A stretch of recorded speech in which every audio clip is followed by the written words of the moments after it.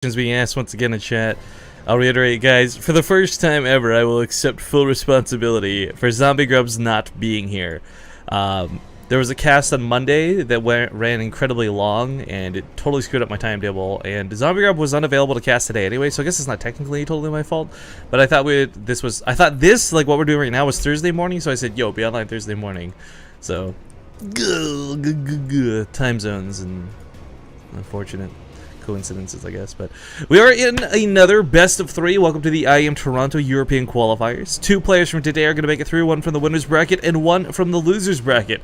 You heard me, guys, a losers bracket. So being that these players are still in the winners bracket, your favorites will not be out after this game, but Jjakji is going to open this game a little cheeky. So let's hop into the introduction. Spawning here in the top left corner of the map from My Insanity.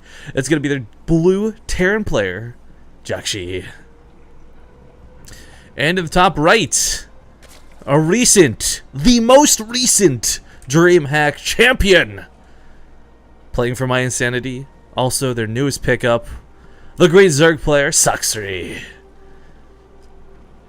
Alright, so when I say Jjakji's playing cheeky, he is opening here with the 2 racks, guys.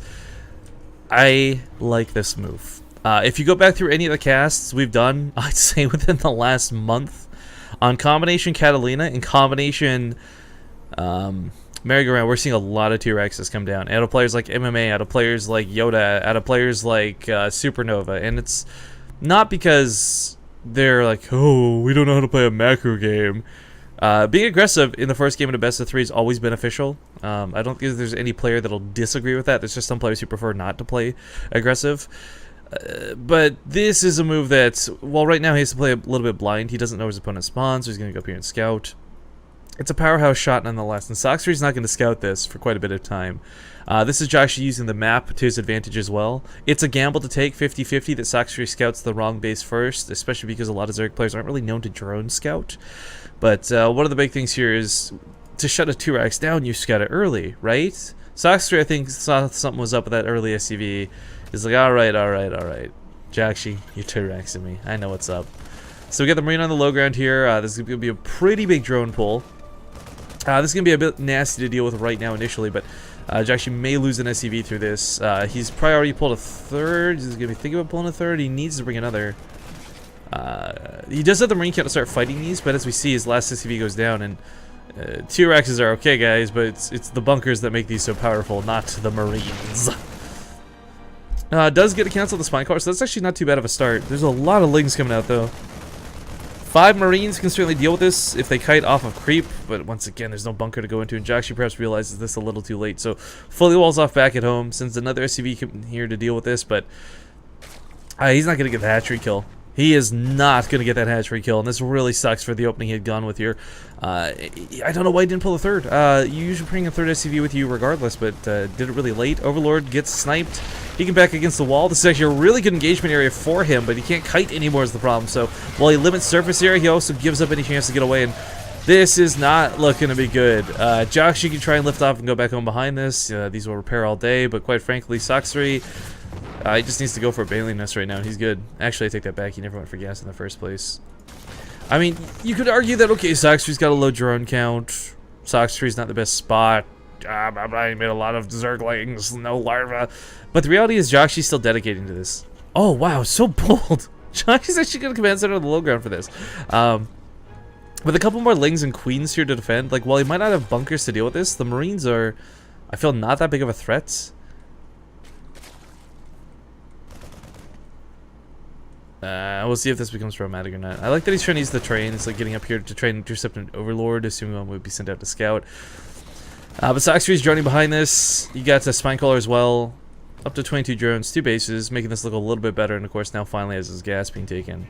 The reason I thought this was kind of bold for Jjakji on the low ground, though, is because throughout all of this, he never did get to the main properly. He never got to see if this geyser was taken or not. I mean, the SCV got here, like, I don't know, 3 minutes ago, before the 2 racks action even really began. So, at any point, Sacsri could have taken this gas, speed could already be on the way, could be completing, if not already completed at this point. Run past the Marines, ignore them, go for this base. So once again, to take this on the low ground is such a ballsy move out of Jjakji, but it kind of works out in this one particular game. He is starting to fall back with this, though, so Marines heading back home. The barracks being lifted as well. They'll be put in front of the wall up here. It's kind of funny to see because, of course, once upon a time, this was where you would put down a lot of, like, we watch players like Ryung, for example, do a lot of, like, double engineering bay wall-offs, and he's just going to triple barracks it. Needs the production, but also means that it'll be a much sturdier wall if there was a baneling bust coming. But what's scary is there's a lot of Zerglings coming. They don't have speed, though, so he should be okay.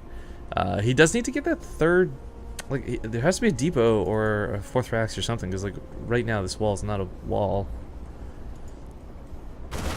He's gonna hunt these down. Food for the slaughter! He, of course, took his gases behind this. A third CC came down. I mean, Jjakji's making the right moves to recover out of this. And the really nice thing is he really didn't lose too many Marines. Oh, that's why he wasn't walling off. Goes to the tech lab. Okay. I thought this was going to be the tech lab barracks. It's not exposed. Because if he starts stim here, right, and this gets bust, let's not forget stim is like the longest researching tech in the game, guys. If he starts stim on this... Oh, combat shields!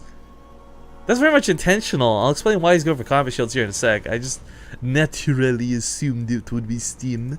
But his Marine count's looking pretty good. We got a lot more Zerglings on the way, of course. Banelings coming out too. But combat shields first is very much intentionally for multiple reasons. Number one, he's not going to have medevacs for quite some time, so the extra health, you know, while you don't get healed for 10 health, having the extra 10 health to start with is kind of that heal that you need. Bunkers are coming down in the event of a bust, because I think he predicts that it will be coming. But also, Combat Shield's research is incredibly fast compared to that of Stimpack. So, while he's worried about this tech lab possibly going down, this is kind of a more, I wouldn't say guaranteed, but a safer upgrade, rather than if you went for Stim. That's a hell of a lot of banelings, though, guys, and these barracks aren't going to get bust.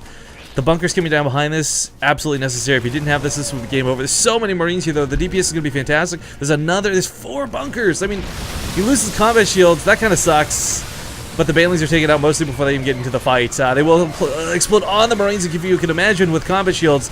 Rather than being in the red, it would simply be the yellow. But Jjakji is going to push this back with relative ease. Of course, this is why you put the barracks wall off, guys. You know, it's very easy to just throw down a bunch of depots. You need the supply anyways, but it's a much weaker wall off. There's no way those banelings, he needed, there's a reason he wasted so many on this. And it wasn't because, like, he screwed up the attack. It was just necessary.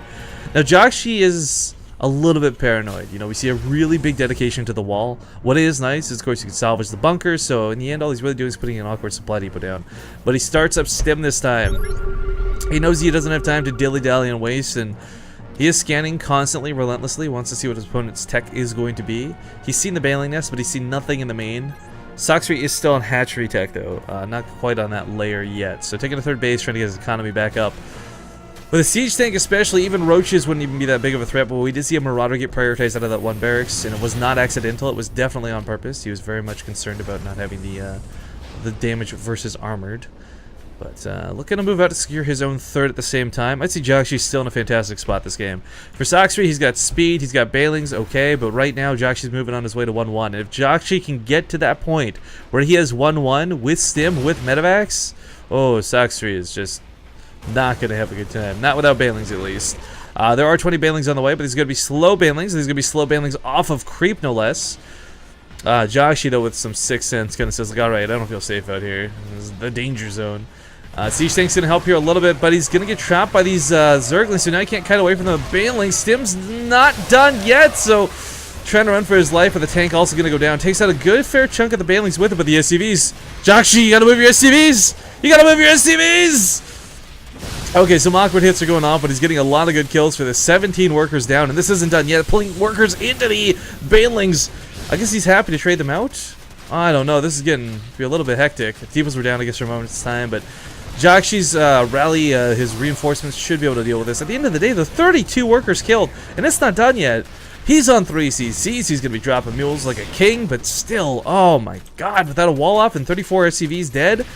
Oh, so to be even high. 35, 36, 37, 38, 39, 39 SCVs dead. There's just nothing to fight with. Trying to catch the banelings that are morphing in the main. This is a good choice. Stim, not done yet. So close to finishing. There we go. Finally a Stim, so it has a bit more of a fighting chance, but this is still too many, it's too many Zerglings. Even with medevacs out like this. If they get us around, the Marines are going to die. He's trying to do what he can to stabilize. I kind of, you know, here, this is what's so frustrating. Like, I kind of wish he hadn't lifted that wall off. Like, if he had maintained that solid wall of barracks, this wouldn't have been as big of a problem as it was. Taking a third, I don't think was greedy, but perhaps should have just tried to mule it rather than prioritize SCVs, because now he's got to resaturate everything. He's got almost no workers to work with. 10 SCVs in total, and one of them's even repairing, so even less. Even less. A bit messy, but for Sacsri, you guys got to remember too, like, this catapults him ahead, sure. I've actually seen comebacks from this, though. And this is only because Jjakji has a third CC. If this was 2 CCs, Jjakji screwed out of the water, I'd say. Like, doesn't even have a chance in this game. But the power of mules, guys, you gotta believe. You gotta believe. He's also got that really sturdy wall set up once again. Of course, there's the weak point in this one supply depot over here. But he's got production. He's going for double drops, too. This is quite a heavy drop coming out. Combat shields is done. Not sure when he managed to sneak that in there, of course, because this is kind of crazy. Jjakji, in the meantime... I don't know, this is a rough spot to be in. He was kind of ahead. You know, it's kind of arguable. Of course, this is his point of view. You can't really tell if that's the case or not, but throws a lot of that away to just getting a little bit greedy for that expansion. It's happened to all of us at some point in StarCraft 2, no matter what race you are, but Marines cutting backwards here, do what they can. Here comes the Banelings, though. He's going to pick up and get out of here. He's getting really greedy with this, though. Loses half of his fighting force, takes out all the Zerglings, mostly just Banelings remaining. He can't, of course, unload over here and push towards just Queens, but Jjakji had the upgrade lead for a little while there. He had production like crazy. He's going to lose a medevac full of Marines. This is not something he can afford to do at this point. Oh, God. Not that, of course, he wanted to, but just not paying attention for even a second cost him was a very, very, very important amount of army supply. Mule's about to run out. He doesn't have a lot to work with here. 2-2s on the way from Sacsri. I mean... If Jjakji, there's a lot of ifs here this game for Jjakji. We see him, of course, trying to focus fire down the Banelings, stutter stepping here quite well, spreading his ass off, but this is, phrasing, not gonna work. GG's finally called. Ladies and gentlemen, Sacsri will take game number 1 in this best of 3.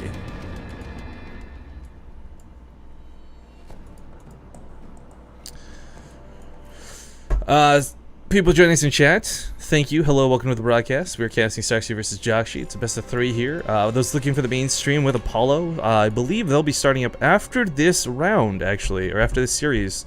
Well, actually, I don't know time-wise. I can't speak for ESL TV, but sometime soon-ish, because they're hitting the winners brackets finals soon, and I believe that's when Apollo planned to come by, and that's when he normally starts up on the ESL stream.